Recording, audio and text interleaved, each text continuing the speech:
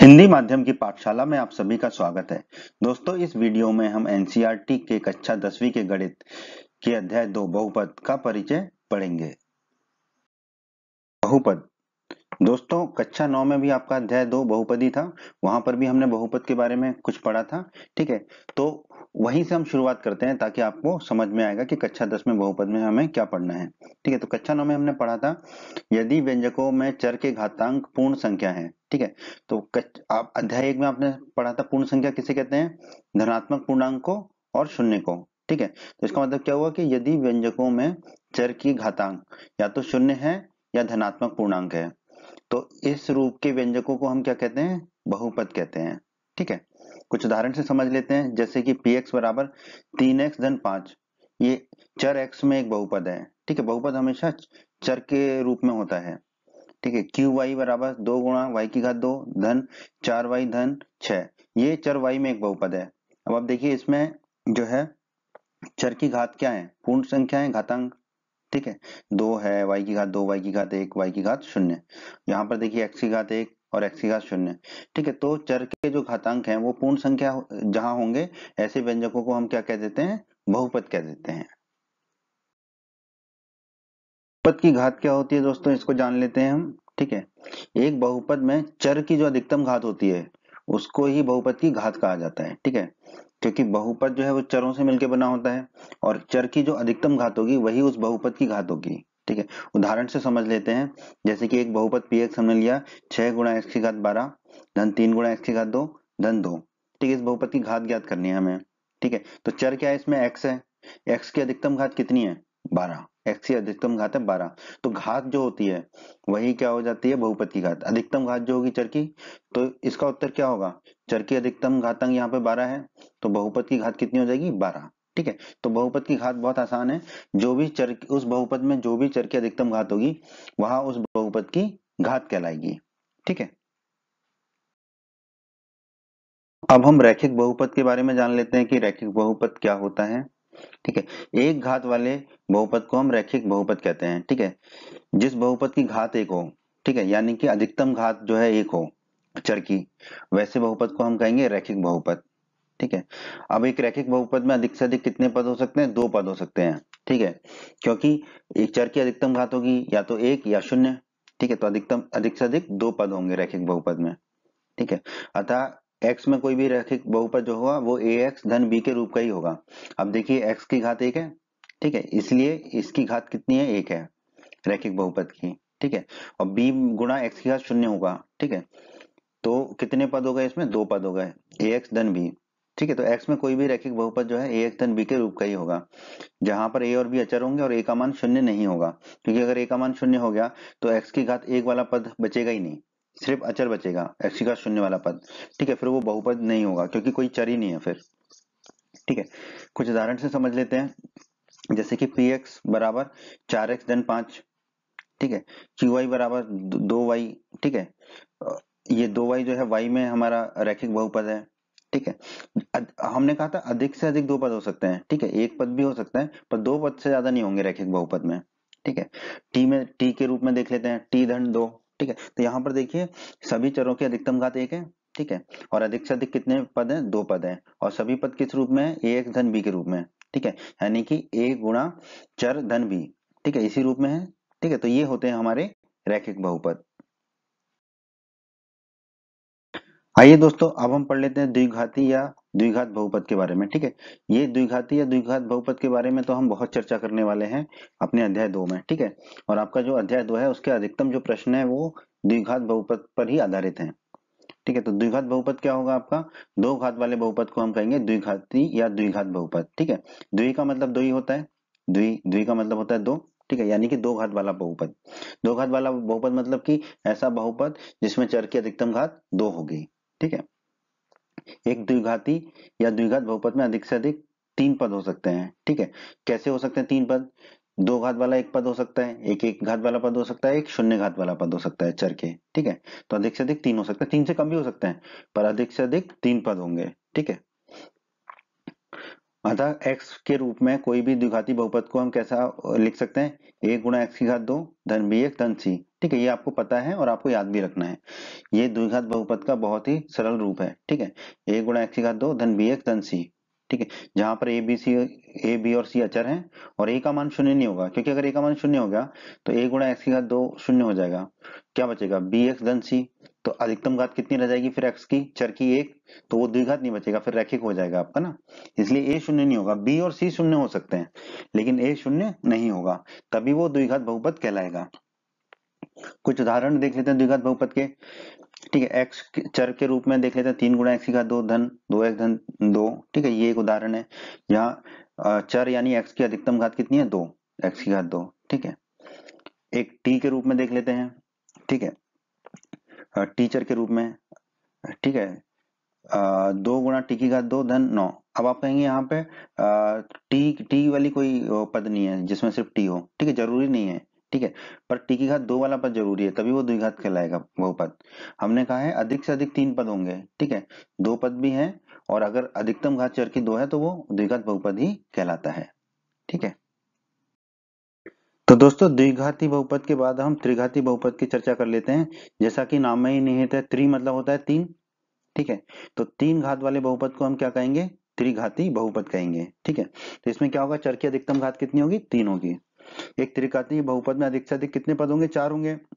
ठीक है, तो दोस्तों याद रखिए कि जितने भी घात वाला पद होगा और जितने भी घात वाला बहुपद होगा उसमें उतने घात से एक ज्यादा पद हो सकते हैं, अधिक से अधिक, कम तो हो ही सकते हैं, कम से कम एक पद होगा और अधिक से अधिक जो होगा, जितनी घात वाला बहुपद है उससे एक अधिक। तो 3 घात वाला बहुपद है तो त्रिघाती बहुपद में अधिक से अधिक 4 पद हो सकते हैं। ठीक है, तो जैसे कि x में अगर कोई त्रिघाती बहुपद लिखेंगे तो हम कैसे लिखेंगे, a गुणा एक्स की घात 3 धन b गुणा एक्स की घात 2 धन सी एक्स धन d। ठीक है, जहां पर a b c और d अचर होंगे और a का मान शून्य नहीं होगा। क्यों नहीं होगा शून्य, क्योंकि अगर a का मान शून्य हो गया तो एक्स की घात 3 वाला जो पद है वो शून्य हो जाएगा, तो फिर अधिकतम घात क्या बचेगी, 2 बचेगी, तो वो त्रिघाती बहुपद नहीं बचेगा फिर ना। ठीक है, तो ये है त्रिघाती बहुपद। ठीक है, कुछ उदाहरण देख लेते हैं। त्रिघाती बहुपद के बारे में आपको इस अध्याय में ज्यादा नहीं पढ़ना है। ठीक है, बस थोड़ा थोड़ा आपको पता होना चाहिए। कुछ उदाहरण देख लेते हैं त्रिघाती बहुपद के।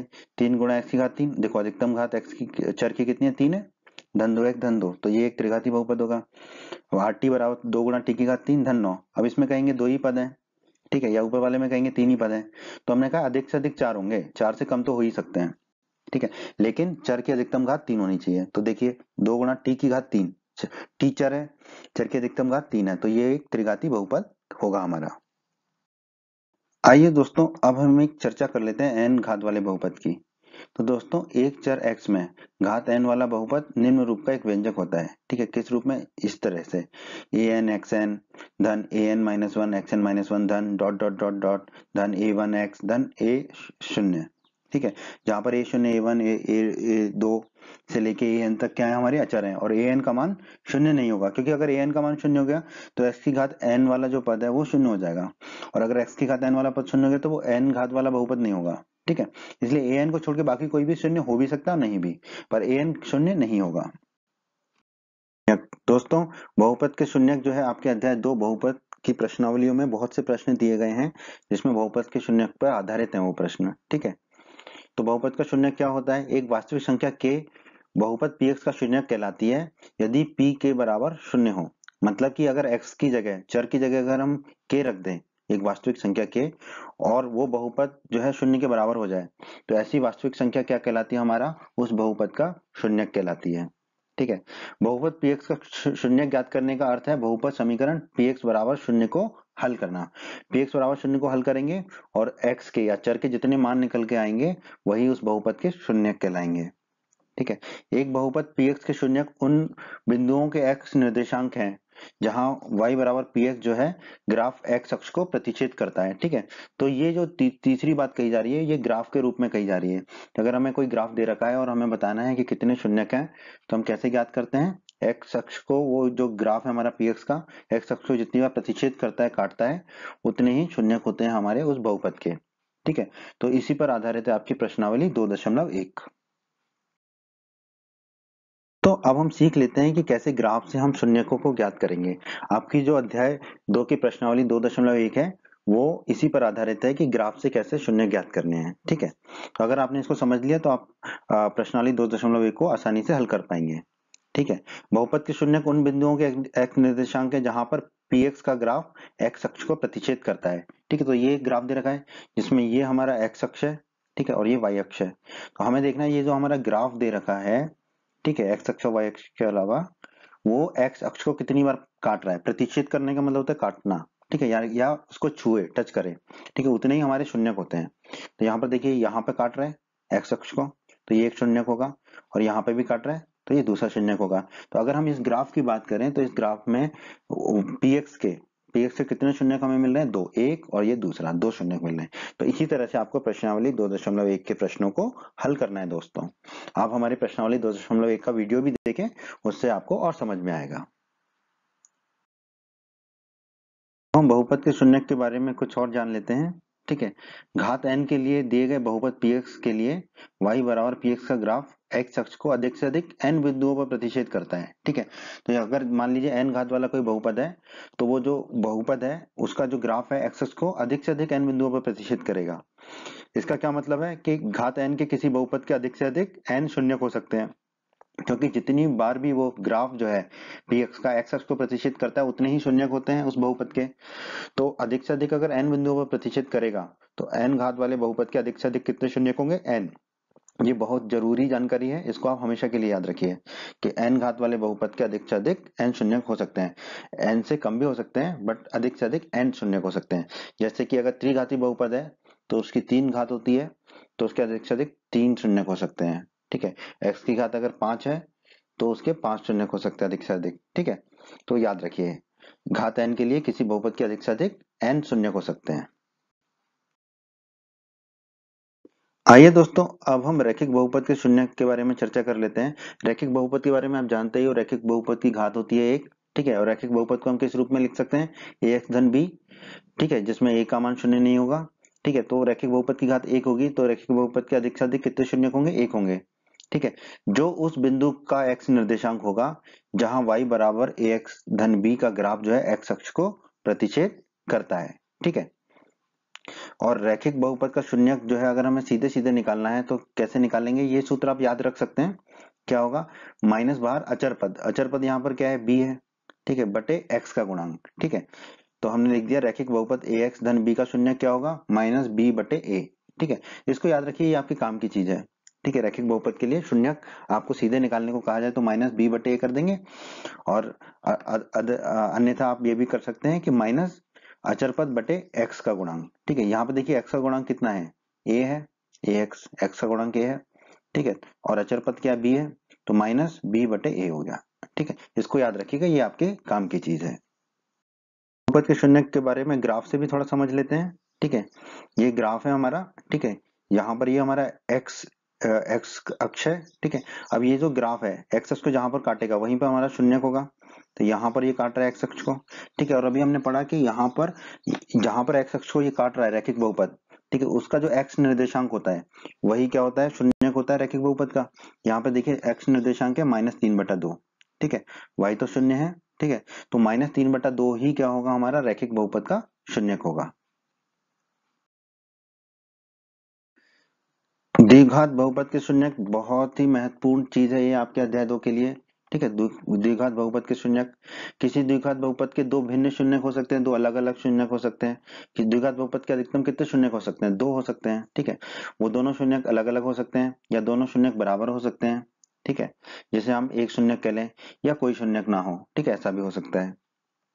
इसका अर्थ यह है कि घात 2 के किसी बहुपद के अधिकतम कितने शून्यक हो सकते हैं, दो शून्यक हो सकते हैं। ठीक है, वैसे भी हम जानते हैं कि n घात वाले बहुपद के अधिकतम n शून्यक हो सकते हैं, और द्विघात क्या होता है, दो घात वाला बहुपद होता है, तो द्विघात बहुपद के अधिक से अधिक दो शून्यक होंगे। अब हम चर्चा कर लेते हैं द्विघात बहुपद के शून्यकों और उसके गुणांकों के संबंध के बारे में।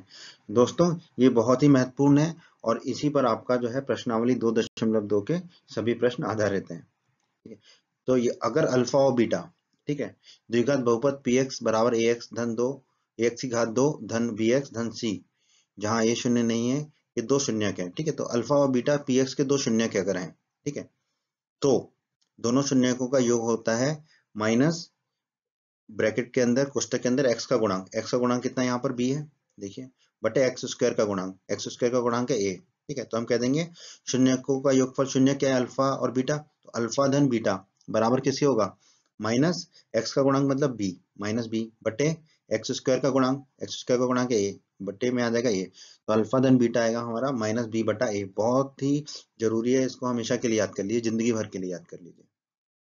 और शून्यकों का गुणनफल होता है अचर पद बटे एक्स स्क्वायर का गुणांक। याद रखिएगा गुणनफल में माइनस ऋण का चिन्ह नहीं आता है, ठीक है।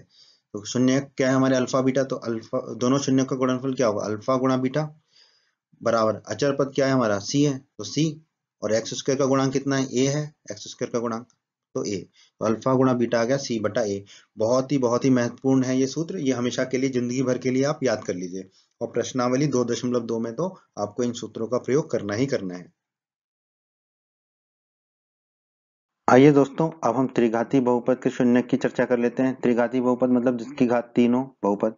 किसी त्रिघाती बहुपद में के अधिक से अधिक 3 शून्य हो सकते हैं, क्योंकि त्रिघाती बहुपद की घात कितनी होती है, 3, और हम जानते हैं n घात वाले बहुपदों में अधिक से अधिक n शून्य हो सकते हैं। इसका अर्थ यह है कि घात 3 के किसी भी बहुपद के अधिकतम 3 शून्य हो सकते हैं, ठीक है। आइए दोस्तों, अब हम त्रिघात बहुपद के शून्यकों और उसके गुणांकों के संबंध के बारे में चर्चा कर लेते हैं। हालांकि ये बहुत महत्वपूर्ण नहीं है आपके अध्याय 2 के हिसाब से, ठीक है, फिर भी लेकिन हम जितनी चर्चा दे रखी है उतनी चर्चा हम कर लेते हैं, ठीक है। तो हम मान लेते हैं कितने शून्यक होंगे त्रिघात बहुपद के, 3, तो हम मान लेते हैं अल्फा बीटा और गामा त्रिघात बहुपद पी एक्स के शून्यक हैं, ठीक है। पी एक्स को लिखा हमने ए गुणा एक्स की घात 3 धन बी गुणा एक्स की घात 2 धन सी एक्स धन डी, ठीक है। तो शून्यकों का योगफल होगा यहाँ पर ऋण के साथ एक्स स्क्वायर का गुणांक बटे एक्स की घात 3 का गुणांक, ठीक है। शून्य क्या है हमारे अल्फा बीटा और गामा, तो अल्फा धन बीटा धन गामा, ये क्या होगा, ऋण का चिन्ह तो लगाई दिया हमने, ठीक है। एक्स स्क्वायर का गुणांक कितना है, बी है, तो बी हो गया, तो ये हो गया ऋण का बी माइनस बी, और एक्स का 3 का गुणांक है ए, तो ये हो गया ए, तो 3 अल्फा धन बीटा धन गामा आ गया हमारा माइनस बी बटा ए।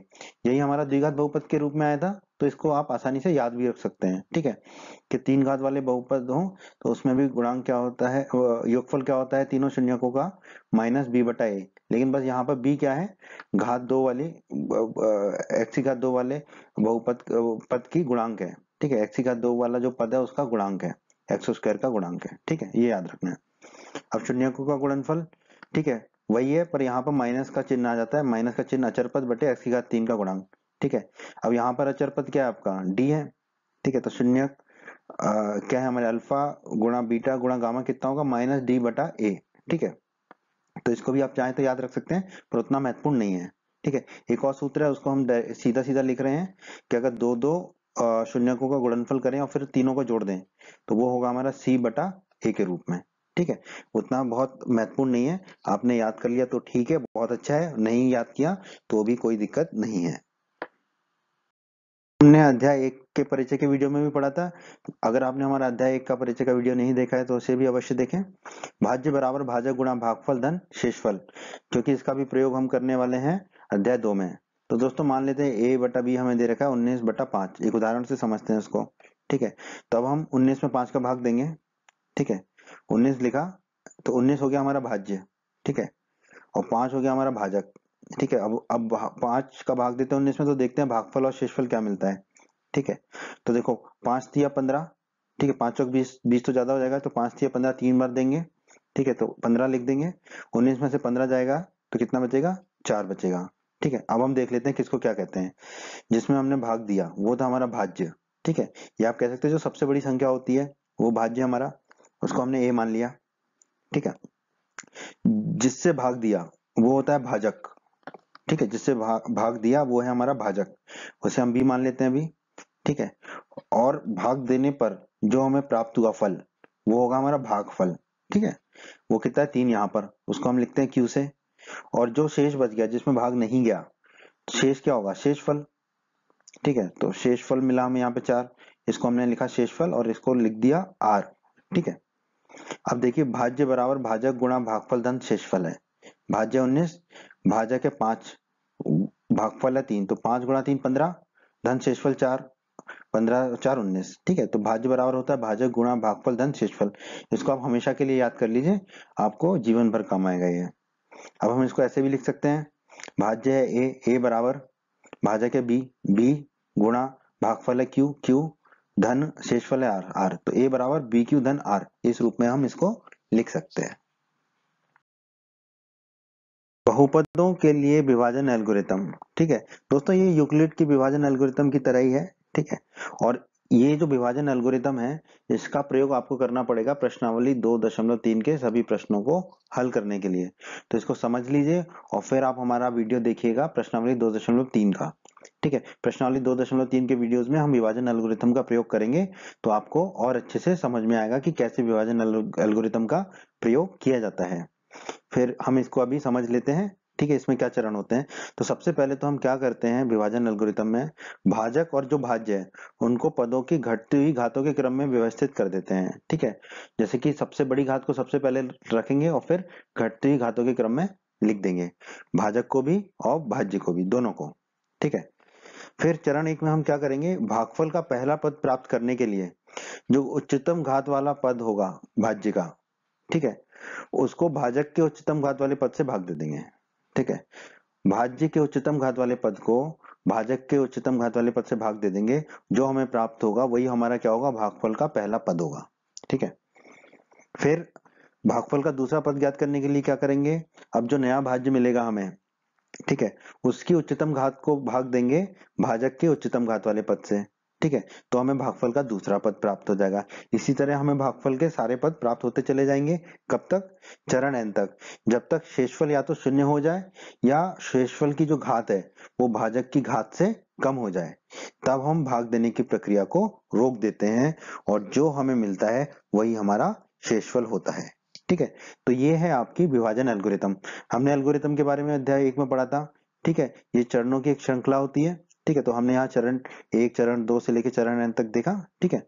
तो विभाजन एल्गोरिथम बिल्कुल वैसे ही है जैसे कि आपकी यूक्लिड विभाजन एल्गोरिथम थी।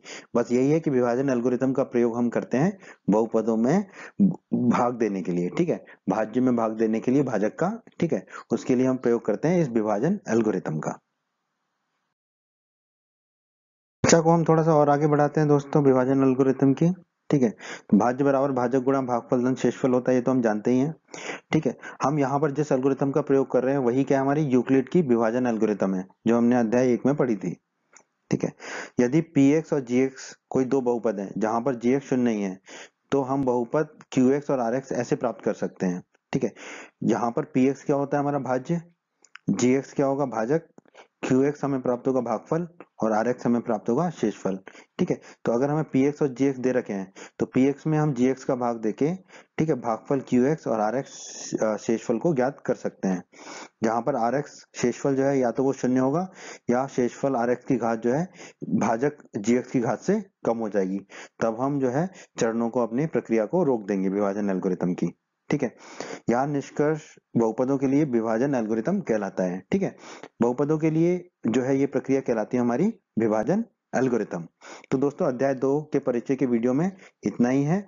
उम्मीद करता हूँ आपको हमारा वीडियो पसंद आया होगा। उम्मीद करता हूँ दोस्तों आपको हमारा ये वीडियो पसंद आया होगा। आप हमारे यूट्यूब चैनल को सब्सक्राइब करें, इस वीडियो को लाइक करें, इस वीडियो को शेयर करें और अपने सभी हिंदी माध्यम के दोस्तों को हमारे चैनल के बारे में और हमारे वीडियो के बारे में बताएं, ताकि हिंदी माध्यम के अधिक से अधिक छात्र हमारे चैनल और वीडियोस का अधिक से अधिक लाभ ले सकें। धन्यवाद दोस्तों।